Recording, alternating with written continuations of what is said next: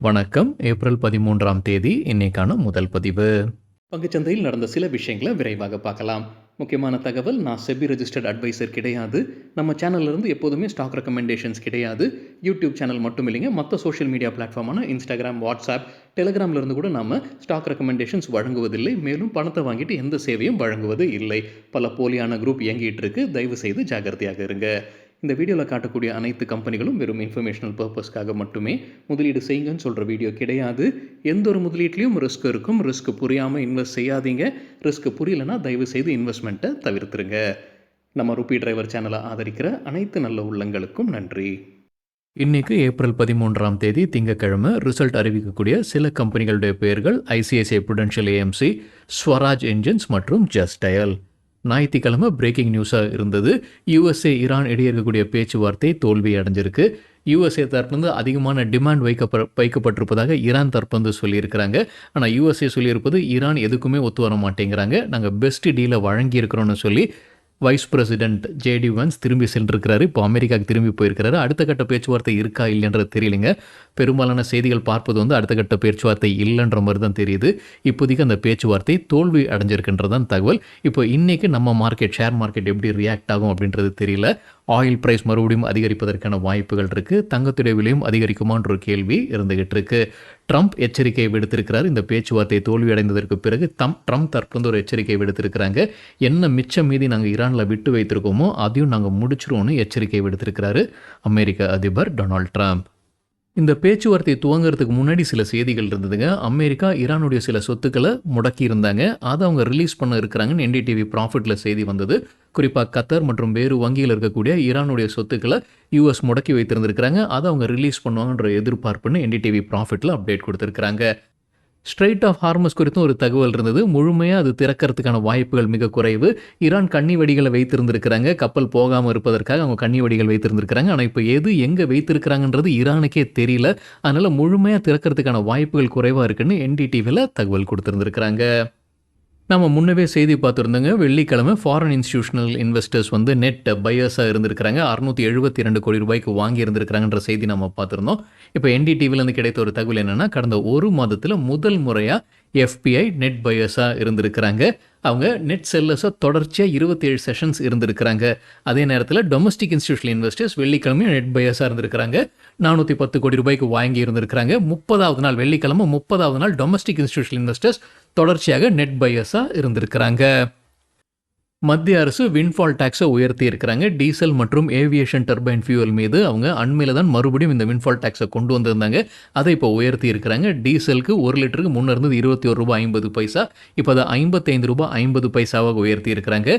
Aviation turbine ஃபியூவலுக்கு லிட்டருக்கு 29 ரூபாய் 50 பைசாவாக இருந்தது, இப்போ 42 ரூபாயாக உயர்த்தி இருக்கிறாங்க.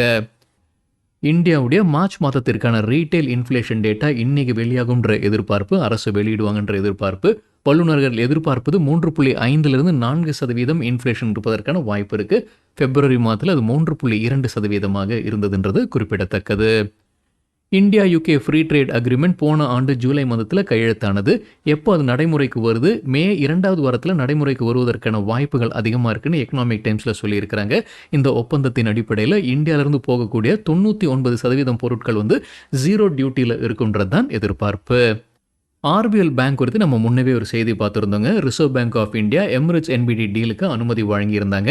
எமிரேட்ஸ் NBD RBL பேங்க்கில் 74% ஸ்டேக் வரைக்கும் வாங்குறாங்கன்ற செய்தி நம்ம முன்னே பார்த்தது தான்.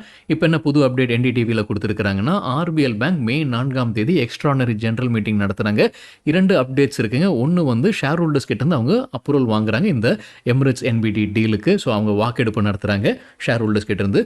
மற்றொரு அப்டேட் என்னென்னா, நான் எக்ஸிக்யூட்டிவ் பார்ட் டைம் சேர்மனுடைய சம்பளம் குறித்தானது. அதற்கும் ஷேர் ஹோல்டர்ஸ் ஓட் பண்ண இருக்கிறாங்கன்ற தகவல் NDTV ப்ராஃபிட்டில் கொடுத்துருக்குறாங்க.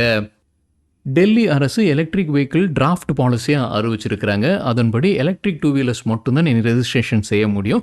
பெட்ரோல் வாகனத்தை ரெஜிஸ்ட்ரேஷன் பண்ண முடியாது 2028ஆம் ஆண்டு முதல். இது ப்ரொபோசல் ஸ்டேஜில் தான் இருக்குங்க. ஸோ அவங்க வந்து இதை ப்ரொபோசலாக வைத்திருக்கிறாங்க. 30 நாட்கள் அவங்க ஃபீட்பேக் வாங்குறாங்க.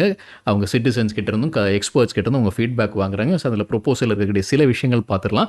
எலக்ட்ரிக் டூ வீலர்ஸ் டெல்லியில் இனி 2028 சொல்லும்போது ஏப்ரல் 1 2028 முதல் எலக்ட்ரிக் டூ வீலர்ஸ் மட்டும்தான் ரெஜிஸ்டர் பண்ண முடியும். பெட்ரோல் டூ வீலர்ஸ் ரெஜிஸ்ட்ரேஷன் பண்ண முடியாது. ஸோ எலக்ட்ரிக் டூ வீலர்ஸ் உற்பத்தியாளர்களுக்கு இது பாசிட்டிவாக இருக்கும். அவங்க உன்னிப்பாக இதை கவனிச்சுக்கிட்டு இருப்பாங்க.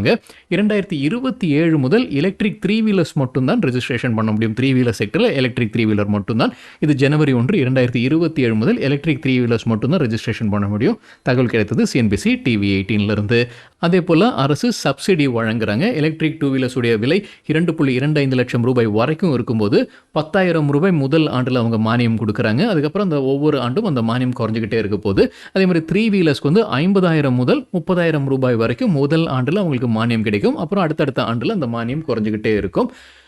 எலக்ட்ரிக் குட்ஸ் வெஹிக்கிளுக்கும் அவங்க மானியம் வழங்குறாங்க. 1 லட்சம் ரூபாய் வரைக்கும் அந்த முதல் ஆண்டில். அப்புறம் ஒவ்வொரு ஆண்டும் குறைஞ்சிக்கிட்டே போகுது. ரோட் டேக்ஸ் மற்றும் ரெஜிஸ்ட்ரேஷன் ஃபீக்கு முழு விலக்கு வழங்கி இருக்கிறாங்க. ஆனால் சில கண்டிஷன்ஸ் அப்ளை இருக்குங்க. அதோடைய மேக்ஸிமம் ப்ரைஸ் அந்த வாகனத்திற்கு 30 லட்சம் ரூபாய்க்குள்ளார இருக்கணுன்ற மாதிரி கண்டிஷன்ஸ் வைத்திருக்கிறாங்க. ஸ்கூல்ஸ் நடத்தக்கூடிய பஸ்ஸஸ் வந்து 2030ஆம் ஆண்டிற்கு உள்ளார அவங்க நடத்தக்கூடிய பஸ்ஸஸில் 30% எலக்ட்ரிக் பஸ்ஸஸாக இருக்க வேண்டும். அரசுடைய பஸ்ஸஸும் உடனடியாகவே 100% மாற வேண்டும். இந்த நோட்டிஃபிகேஷன் எப்போ வருதோ அதிலே வந்து 100% மாற வேண்டும்ன்ற ஒரு இலக்கு வைத்திருக்கிறாங்க. முன்னவே சொன்ன மாதிரி 30 நாட்கள் அவங்க இந்த ப்ரொபோசலை வைத்திருக்கிறாங்க ஃபீட்பேக் வாங்குவதற்கு சிட்டிசன்ஸ் மற்றும் எக்ஸ்பர்ட்ஸ்க்கு. அதுக்கப்புறம் இறுதி முடிவு எடுக்க இருக்கிறாங்க டெல்லி அரசு. டெக்ஸ்மேக்கோ ரயில் தரப்பு வந்து அப்டேட் இருக்குது. ஹிண்டால்கோ கிட்ட இருந்து ஒரு ஆர்டர் கிடைச்சிருக்கு. அதோடைய மதிப்பு 23.5 கோடி ரூபாய். ஃபிசிக்ஸ்வாலா நிறுவனத்திற்கு எலாரா பை ரேட்டிங் கொடுக்குறாங்க. எதிர்பார்க்குற டார்கெட் 140. தற்போதைய லெவலிருந்து 39% அதிகரிப்பதற்கான வாய்ப்பு இருக்குன்னு நினைக்கிறாங்க எலாரா. ஜோதி சிஎன்சி ஆட்டோமேஷன் தரப்பு வந்து அப்டேட் இருக்குது. ஃப்ரான்ஸில் இருக்கக்கூடிய அவங்களுடைய சப்சிடி நிறுவனம் மீது ஜுடிஷியல் இன்வெஸ்டிகேஷன் நடத்துகிறாங்க. ஃப்ரான்ஸில் ஹரான் கிராஃபென்ஸ்டேடன்றதான் நிறுவனத்துடைய பேர். என்ன குற்றச்சாட்டுன்றது சரியாக தெரியலிங்க. யூரோப்பில் இருக்கக்கூடிய சில விதிகளை மீறி இருக்கிறாங்கன்றதான் குற்றச்சாட்டு. கம்பெனி மீதும் அங்கே இருக்கக்கூடிய சில ஊழியர்கள் மீதும் இந்த ஜுடிஷியல் இன்வெஸ்டிகேஷன் நடந்து வருவதாக சொல்லியிருக்கிறாங்க. இப்போதைக்கு எந்த நடவடிக்கையும் எடுக்கலைங்க. ஆனால் இப்போதைக்கு சில சொத்துக்களை முடக்கி இருக்கிறாங்க. 4 மில்லியன் யூரோஸும் அவங்க முடக்கி இருக்கிறாங்க வங்கிகளில் இருக்கக்கூடியது. அதே போல் 2 ரெசிடென்ஷியல் ப்ராப்பர்ட்டிஸும் முடக்கப்பட்டிருப்பதாக தகவல் கொடுத்துருக்கிறாங்க Jyoti CNC automation limited. Enviro Infra Engineers தரப்பு அப்டேட் இருக்குது. 2 கான்ட்ராக்ட்ஸ் கிடச்சிருக்கு. 2மே சூவேஜ் ட்ரீட்மெண்ட் பிளான்ட் ப்ராஜெக்ட்ஸ். யார்கிட்ட இருந்து? ஸ்வச் மகாராஷ்டிரா மிஷன் டைரக்டரேட் கிட்ட இருந்து. ஒட்டுமொத்த மதிப்பு 2மே சேர்த்து 972 கோடி ரூபாய்.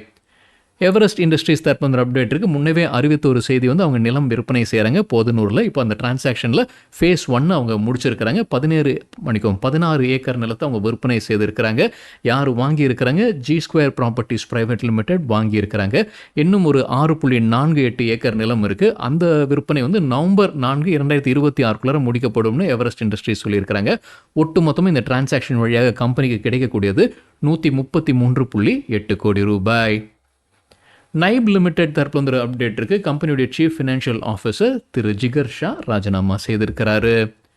ஷால்பை ஹாஸ்பிட்டல்ஸ் தரப்பு வந்து 2 அப்டேட் இருக்குது. முதல் அப்டேட், குஜராத்தில் இருக்கக்கூடிய கிருஷ்ணா யூனிட்டுக்கு இப்போ அவங்களுக்கு அனுமதி கிடச்சிருக்கு. கிட்னி டிரான்ஸ்பிளான்ட் நடத்துவதற்கு 5 ஆண்டிற்கான அனுமதி கிடச்சிருக்கு. மற்றொரு ஆர்டர் என்னென்னா, இன்கம் டேக்ஸ் டிபார்ட்மெண்ட் அவங்களுக்கு நோட்டீஸ் அனுப்பியிருந்தாங்க. 4.14 கோடி ரூபாய்க்கான நோட்டீஸ். அதை எதிர்த்து அவங்க appellate tribunal, income tax appellate ட்ரிபியூனலுக்கு போயிருந்தாங்க. ஆனால் இன்கம் டேக்ஸ் அப்பலட் ட்ரிபியூனல் அதை தள்ளுபடி செய்துட்டாங்க. பனேஷியா பயோடெக் தரப்பு வந்து அப்டேட் இருக்குது. மத்திய அரசு கிட்டேருந்து அவங்களுக்கு ஒரு கான்ட்ராக்ட் கிடைக்குது. அதோடைய மதிப்பு கிட்டத்தட்ட 21 கோடி ரூபாய். சில வேக்சின் சப்ளை செய்கிறாங்க. டிப்தீரியா மற்றும் டெட்டனஸ் வேக்சின் சப்ளை செய்யக்கூடிய கான்ட்ராக்ட்னு சொல்லியிருக்கிறாங்க பனேஷியா பயோடெக். ஜாகிள் ப்ரீபெய்ட் ஓஷன் சர்வீசஸ் தரப்பு வந்து அப்டேட் இருக்குது. அவங்களுக்கு ஒரு கான்ட்ராக்ட் கிடைச்சிருக்கு. 2 ஆண்டிற்கான contract. Generally central insurance company கிட்டேருந்து எவ்வளவு தொகைன்ற தகவல் கம்பெனி வெளியிடலை. ஏம்ட்ரான் எலக்ட்ரானிக்ஸ்க்கு ஒரு ஆர்டர் கிடச்சிருக்கு. யார்கிட்ட இருந்துன்றது சொல்லலைங்க. ஒட்டு மொத்தமாக 57.66 கோடி ரூபாய்க்கான கான்ட்ராக்ட். எல்லாமே டொமஸ்டிக் கான்ட்ராக்ட்னு சொல்லியிருக்கிறாங்க ஏம்ட்ரான் எலக்ட்ரானிக்ஸ். ஓம் பவர் டிரான்ஸ்மிஷன் IPO குறித்தான தகவல் வெள்ளிக்கிழமை 2வது நாள் முடிவில் ஒட்டுமொத்த சப்ஸ்கிரிப்ஷன் 71%, ரீட்டைல் கேட்டகரி மட்டும் 59%, கிரே மார்க்கெட்டில் பிரீமியம் 2 ரூபாய் கூடுதலாக இருக்குது. அது IPO விலை காட்டிலும் 1% அதிகம். கிரே மார்க்கெட்னா என்ன, கிரே மார்க்கெட் ப்ரீமியம்னா என்ன, நம்ம வேறொரு வீடியோவில் டீட்டெயில்டாக பேசியிருக்கோம். அந்த வீடியோட லிங்க் இந்த வீடியோட டிஸ்கிரிப்ஷனில் இருக்குது. கெய்னர்ஸ் வித் ஹை வால்யூம் பட்டியல், இது வெள்ளிக்கிழமைக்கான டேட்டா. ஏபிபி இந்தியா 4% அதிகரித்தது. Adani Energy Solutions 7%, Aegis Logistics 4%, Afcons Infra 4%, Allied Blenders 9%, Ather Energy 5%. Ola எலக்ட்ரிக்கும் நல்லா பர்ஃபார்ம் பண்ணியிருக்குன்னு நினைக்கிறேன். வால்யூமும் அதிகரித்ததுன்னு நினைக்கிறேன். இன்னொரு முறை சரி பார்க்க வேண்டும். பர்ஜர் பெயிண்ட்ஸ் 4% அதிகரித்தது. Groww app 4%, Blue Jet health care 10%, Cohance life sciences 19% அதிகரித்தது. லூசர்ஸ் வித் ஹை வால்யூம் பட்டியலில் கோல் இந்தியா 4% வீழ்ச்சி, எலிகான் இன்ஜினியரிங் 2%, இன்ஃபோஎஜ் 1%, சன் ஃபார்மா 4% வீழ்ச்சி, டிசிஎஸ் 3% விழுந்தது. அவங்களுடைய குவார்ட்டர்லி ரிசல்ட் ரியாக்ஷனாக இருந்திருக்கலாம்.